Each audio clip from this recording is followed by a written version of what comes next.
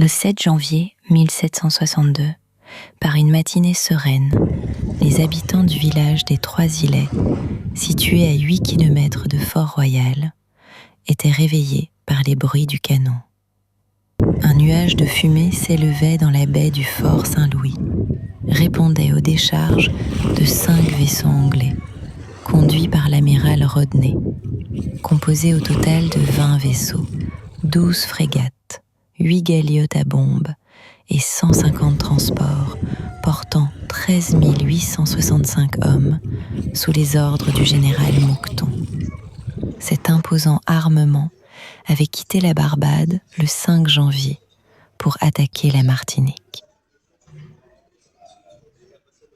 Pour détourner l'attention des Français, 5 frégates anglaises étaient allées se présenter devant la Trinité. La sucrerie des Trois-Îlets appartenait à la famille Tacher de la Pagerie.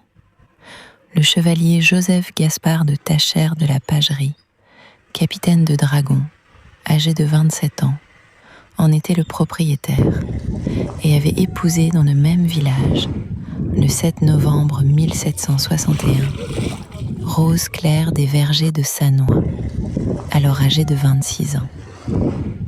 Mariée depuis 2 mois, c'était encore la lune de miel, lorsque ce matin-là, ils furent appelés, aussitôt après la cloche de l'Angélus, par leur domestique, une mulâtresse appelée Marion, qui, toute tremblante, leur annonça que l'île était attaquée par les Anglais.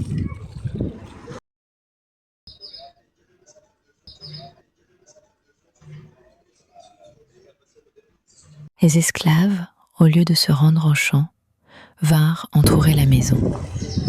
L'inquiétude était partout. Monsieur de Tacher, en sa qualité de capitaine de dragon, ne pouvait hésiter. Il demanda son uniforme, ses armes, et prit congé de son épouse.